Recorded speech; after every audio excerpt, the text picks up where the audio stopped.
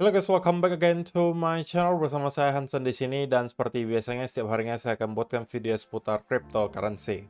Apa kabar kalian hari ini semuanya? Semoga dalam keadaan yang baik-baik saja.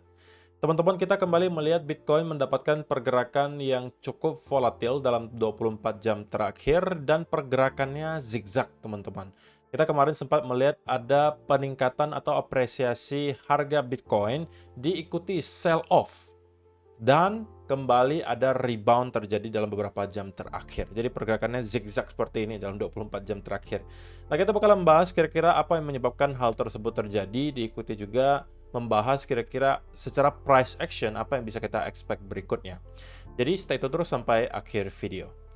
Nah, sekarang kita bakal mulai dari CoinMarketCap terlebih dahulu. Per hari ini secara global market cap kripto berada di angka 2,53 triliun dolar atau turun sekitar 0,78%. Nah, di top 10 coin sendiri kita juga melihat dominan berwarna merah, yang hijau itu cuma ada BNB dan juga Ethereum. Keduanya mengalami kenaikan yang sama 0,16%. Dan sisanya mengalami penurunan antara 0, sekian persen hingga kurang lebih 2%. So, itu adalah outlook sementara dari beberapa top coin yang ada. Sekarang kita langsung aja masuk ke beberapa data dan berita terbaru hari ini. Nah, yang pertama teman-teman, seperti yang saya sampaikan di video kemarin, bahwa saya expect memang akan ada volatility di market. Kalau kalian perhatikan, pergerakan yang lumayan volatil itu tidak datang di kripto saja, tetapi stok market Amerika Serikat dan juga beberapa pair forex yang berkaitan dengan US dollar itu juga mengalami volatility. Diakibatkan ada data Core PC dan juga PC Price Index yang kemarin kita lihat dirilis di pukul 19.30 waktu Indonesia Barat. Dan keduanya, teman-teman, itu sesuai dengan ekspektasi masih stay di angka yang sama. Core PCI-nya di 2,8 dan PC Price Index-nya di angka 2,7. Tapi bagi saya, ada satu yang menjadi berita positif, yaitu adalah Core PCI bulan ke bulan. Kalau ini kan tahun ke tahun gitu ya. Ini month on month, jadi dari bulan ke bulan.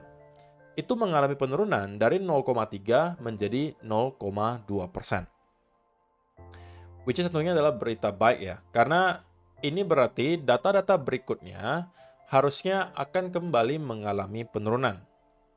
Ini kan kalau perhitungannya tahunan, teman-teman, jadi ini berarti data bulan kemarin, berarti bulan April ya, April, kemudian sampai ke April tahun lalu itu dirata-ratakan. Nah, dapatnya Core PCE Price Index year on year. Sedangkan ini adalah yang bulanan, dan ini adalah yang bulan April kemarin. Ya kan? Jadi, kalau misalnya nanti dirata-ratakan kembali, maka harusnya angka berikutnya, kalau misalnya kita melihat month on month terus mengalami penurunan angkanya, harusnya itu akan berdampak ke nanti Core PCE dan juga PCE Price Index-nya juga yang mengalami penurunan. Jadi itu adalah berita baik gitu ya. Jadi secara overall saya rasa minggu ini data dari Amerika Serikat masih mendukung bagi The Fed untuk melakukan rate cuts di tahun ini. Nah, kita nggak tahu apakah rate cuts-nya bakalan dilakukan pertengahan tahun ini atau menjelang akhir tahun, who knows, tapi harusnya 2024 kita akan mendapatkan ada setidaknya satu rate cuts dari Fed. Jadi itu yang pertama, teman-teman, yang kemudian menyebabkan market bergerak volatil. Tapi tidak hanya sampai di situ. Kenapa kita melihat kemudian market sell off gitu ya? Karena Presiden Biden atau Presiden Amerika Serikat melakukan veto terhadap salah satu bill yang diajukan untuk memperbolehkan para institusi keuangan besar di Amerika Serikat untuk memegang Bitcoin dan juga cryptocurrency. Oke, jadi kemarin sudah diajukan dan semua sudah di-approve, hanya tinggal ke si Biden aja nih yang harus juga nge-approve. Kalau misalnya Biden juga approve, aturannya bakalan dijalankan.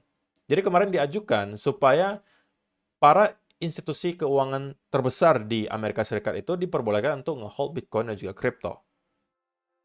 Nah, untuk mengajukan sebuah aturan di Amerika Serikat itu perlu melewati beberapa tahap, teman-teman. Dan tahapan akhirnya nanti ada di tangan presidennya, yaitu untuk sekarang adalah Presiden Biden. Tetapi berita buruknya, Presiden Biden setelah kemarin terlihat mulai start pro terhadap cryptocurrency karena ngelihat kemarin Donald Trump itu mengandalkan cryptocurrency sebagai salah satu alat kampanyenya untuk menarik simpati investor cryptocurrency di sana. Nah, karena melihat itu, tentunya Biden kan juga maunya menarik simpati ya, karena investor cryptocurrency di Amerika Serikat itu ada puluhan juta orang, teman-teman. Jadi angkanya tidak kecil.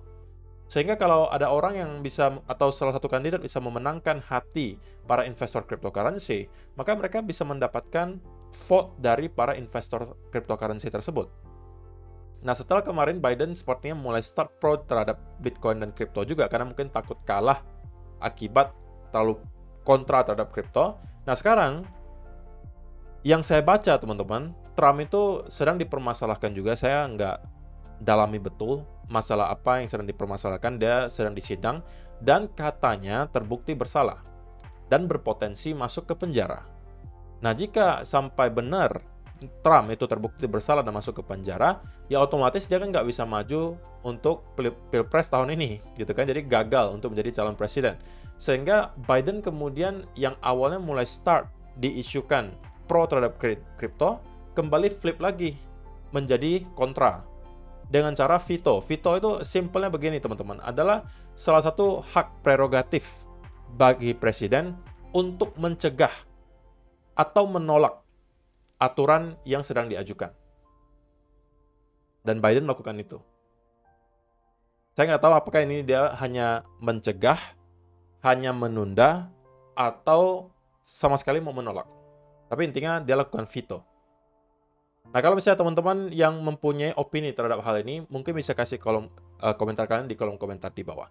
Tapi saya rasa ini merupakan salah satu penyebab kenapa kita kemudian melihat market mendapatkan sell off gitu ya. Setelah kemarin sempat merangkak naik ke atas, tiba-tiba ngedam lagi, dan sekarang baru sedikit mendapatkan rebound.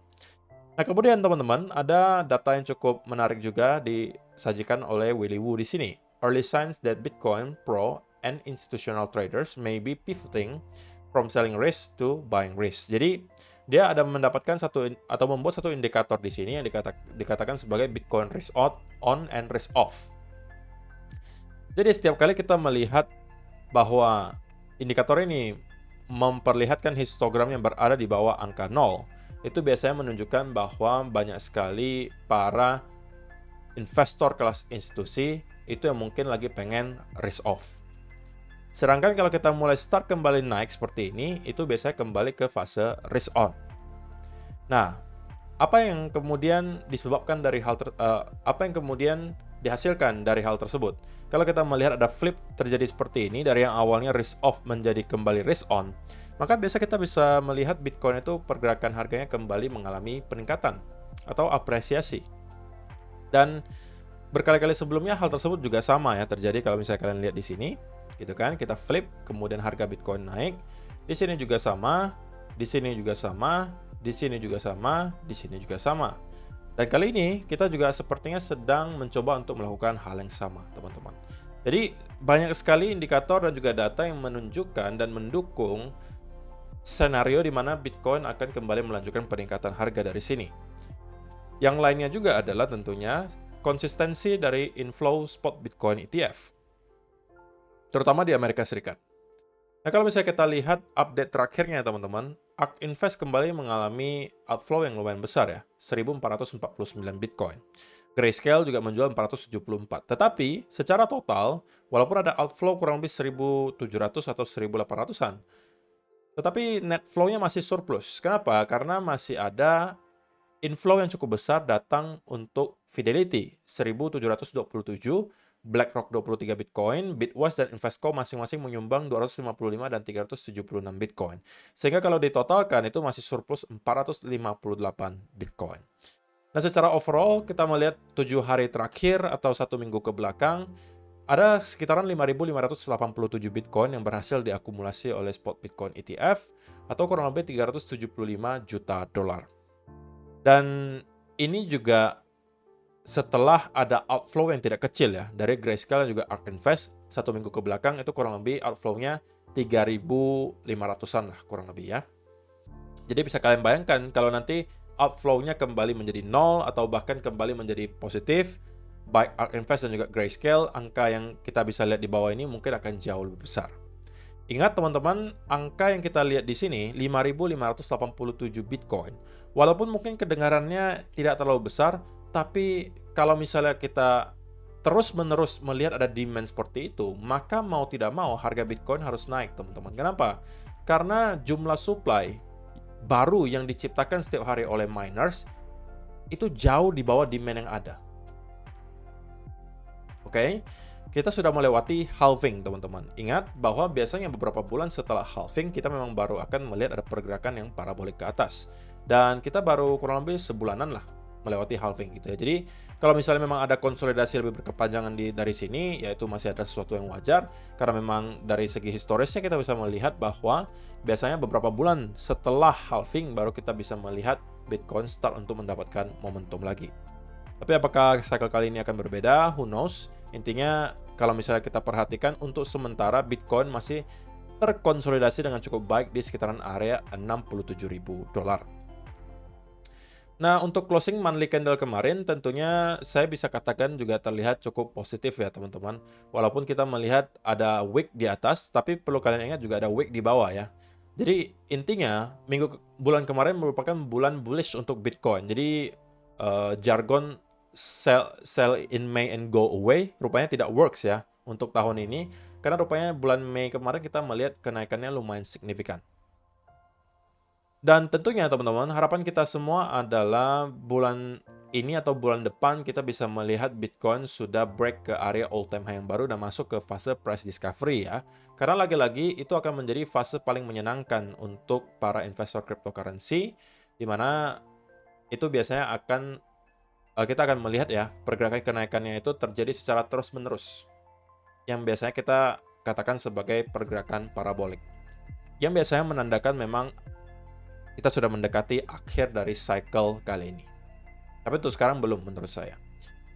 So, teman-teman, apa yang sedang terjadi di Bitcoin secara price action dalam 24 jam terakhir? Sebenarnya yang kita lihat kemarin adalah sudah sempat rally di sini, saya sampaikan ya. Kita rally ke kurang lebih area 69.000 persis setelah kita melihat rilis data PCE, tapi kemudian kita ngedump. Nah, alasan ngedamnya menurut saya adalah karena ini juga ikutan ketarik sama stock market Amerika Serikat yang kemarin ketika open market itu mengalami koreksi yang cukup dalam. Sebelum pada akhirnya sebelum closing daily, kita kemudian melihat ada rebound yang signifikan banget. Itu juga lah yang menyebabkan kita melihat Bitcoin juga sama mendapatkan rebound. Nah, pertanyaan selanjutnya, lalu berarti apakah symmetrical triangle yang kita lihat kali ini sudah tidak valid? Menurut saya pribadi, belum. Kenapa? Karena yang kemarin kita lihat itu hanya sekedar wick di bawah, teman-teman. Dan saya bisa katakan bahwa ini terlihat seperti sebuah fake out di bawah ya. Dan kita sekarang sudah kembali closing beberapa candle 4 hour di atas lower trend line-nya. Which is menurut saya adalah berarti pertanda yang kita lihat kemarin itu adalah hanya semacam shake out gitu ya, untuk menjemput semacam likuidasi. Dan pada akhirnya kita kembali close di atas area lower trend line-nya. Sekali lagi, menunjukkan bahwa area 67.000 ini memang merupakan area yang sangat-sangat dipertahankan oleh para buyers gitu ya. Dan ada demand yang cukup besar di area tersebut, sehingga setiap kali kita menyentuh ke area tersebut, selalu mendapatkan rebound. Nah, untuk sementara sekali lagi teman-teman, saya merasa bahwa kita akan bermain masih di dalam symmetrical triangle ini. Saya nggak tahu selesainya bakalan kapan. Tetapi kalau kita bicara soal jangka waktu, maka maksimal saya bisa expect itu mungkin ada di tanggal 6 atau 7 Juni. Menurut saya maksimalnya di situ.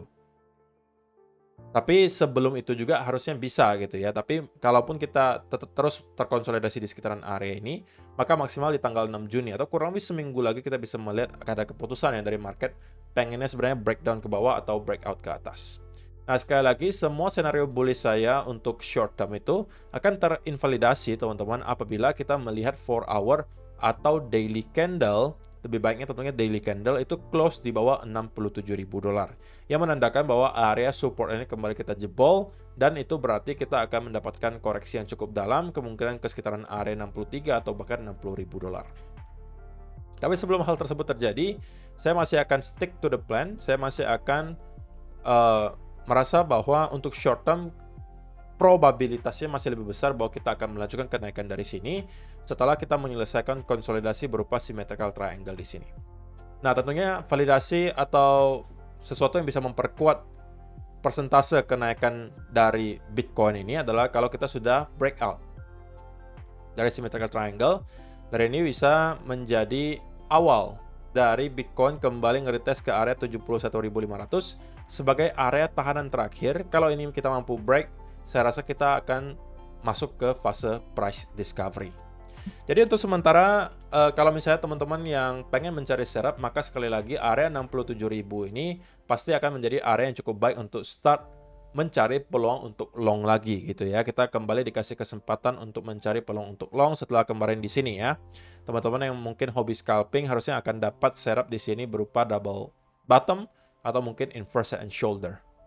Dan harusnya kalian sempat take profit lah, kalau namanya scalping harusnya nggak jauh banget targetnya.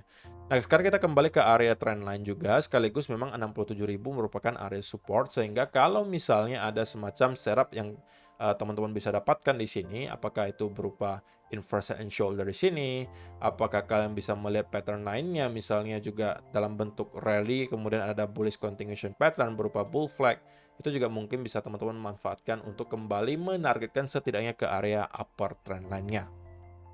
Terus saya rasa itu aja sih yang perlu saya sampaikan di video hari ini, teman-teman. Kesimpulannya adalah untuk short term saya masih akan tetap biasnya bullish selama area 67.000 itu mampu kita hold, dan ekspektasi saya adalah setidaknya kita akan kembali nge-retest ke area upper trend line di sini. Terima kasih untuk kalian yang telah menonton sampai selesai video hari ini. Semoga bermanfaat untuk kalian semua. See you in the next video. Bye-bye.